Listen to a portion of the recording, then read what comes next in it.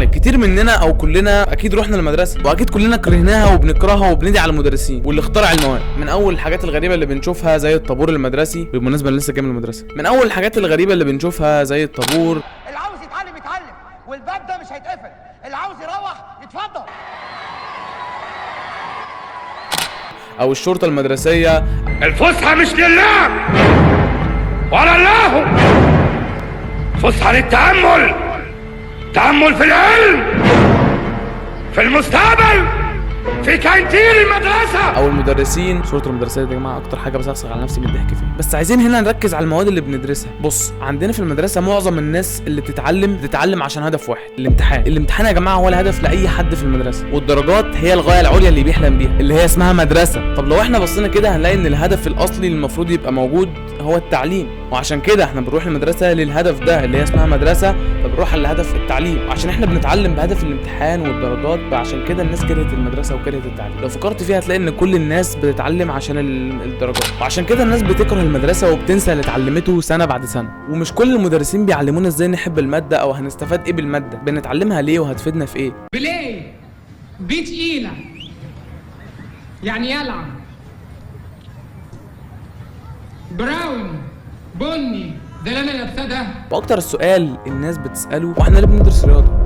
والنبي نضربها على بقها الوليه دي. الرياضه دي عباره عن شويه معادلات وحسابات وجذور وتفاضل وتكامل وحاجات غريبه وحساب مثلثات احنا بندرسها ومش عارفين بندرسها ليه. ازاي بقى؟ س زائد 2 ص وس تربيع وهات لي معامل س وجذر الاثنين. الرياضه مش مجرد ماده بنعدي بيها في الامتحان وخلاص، ده في الاساس. تعبان يا كابتن. لا والله تعبان. كل واحد له رايه، وواحد شايف ان الرياضه دي معادلات وحساب وحاجات غريبه احنا مش هتفيدنا في حياتنا، واحد شايف مثلا ايه المواعيد والدفاتر والحاجات اللي احنا بنعملها دي. كلاكيت كريم اخر مره الرياضه اتطورت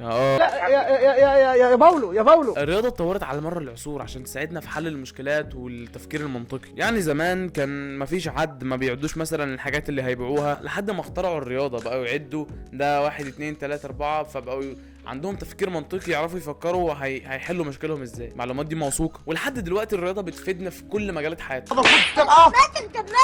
ازاي بنوا الاهرامات، ازاي المباني دي كلها اتبنت، قول السؤال تاني. والزراعه، وازاي الانسان طلع الفضاء، وكل الاسئله اللي انت بتسالها لنفسك بالليل دي اساسها الرياضه اساس كل حاجه. الرياضه هي اللي بتحرك العالم، ولا كل الاسلحه الحديثه اللي انت شايفها دي اساسها الرياضه. خلي عند امك دم. التليفون اللي انت ماسكه في ايدك ده اساسه الرياضه. الدكتوره تانيا ايفنز في جامعه ستانفورد قالت ان الاطفال اللي بيتعلموا رياضه وبيعرفوا عندهم قدره اكتر على حل المسائل الرياضيه، عندهم قدره اكتر على حل مشكلتهم في الحياه، وبيعرفوا يواجهوا المشاكل اللي في حياتهم اسرع. طب انت عمال ترغي واحنا اصلا هنشتم في الكومنتات من الرغي اللي انت بتقوله ده. مش عايز اطلع حاجه فيها رياضه، مفيش حد في مصر بيطلع اللي هو عايزه اول حاجه. طب ليه هم بيقولوا لنا كده في المدرسه؟ ايه فايده الرياضه فعلا؟ صدقني انا لو اعرف اقول لك. وطالما هي كده فعلا والحاجات العظيمه اللي انت قلتها لنا دي اللي هي فعلا، هل هم مش عارفين؟ احتمال ليه بيقولوا لنا كده في المدرسه ومش بيقولوا لنا بيعلمونا رياضه ضلمه كده؟ السبب ان احنا بندرسها بالشكل ده تمهيدا لدخول الكليه او التخصص بتاعنا. يعني ما ينفعش ندرس رياضه بالشكل ده عشان ممكن ما نستوعبهاش، فلازم نتمهد الاول واحده واحده لحد ما كل واحد يدخل التخصص بتاعه او الكليه بتاعته. فبنقعد نتعلم الجبر والهندسه والحساب المثلثات والتفاضل والتكامل، كل ده عشان ندخل الكليه وتمهيدا ليها. بس جنب ده قبل الكليه بتعلمك حاجات تانية زي التفكير النقدي والاستنتاجات والعقل والحساب والمهارات اليوميه اللي انت محتاجها. التفكير بطرق جديده مش عاديه، مش زي اي حد، تفكر بطرق مختلفه عن اي حد. في النهايه عشان انا رغيت كتير، اشتراك بقى. في النهايه عشان انا رغيت كتير قوي، الرياضه مش مجرد ماده عبيطه بندرسها. ممكن فعلا نبقى بنكرهها ومش عارفين معناها دلوقتي وقيمتها عشان المدرسين مش بيقولوا لنا الحاجات دي، بس فعلا ده غلط من عندهم هم، وغلط من عندنا ان احنا بنحش وخلاص. احنا علينا برضو نعرف، ومين عارف حتى لو انت مش بتحب الرياضه هي في الاخر هتفيدك، لان لولا الرياضه ما كانش النظريات دي كلها اتعملت، والمعادلات دي حتما لو اتخصصت في حاجه هتفيدك في يوم من الايام. ومش مطلوب منك تبقى عارف الرياضه كلها، كل واحد معرفته متفاوته عن التاني. الدكتور عارف اقل من المهندس في الرياضه والعكس، وعمر ما حد هيعرف الرياضه كلها. مين عارف؟ اتعلمها يمكن في المستقبل تتخصص وتبقى عالم، تبقى حاجه كبيره. طبعا مش في مصر الكلام ده يا جماعه.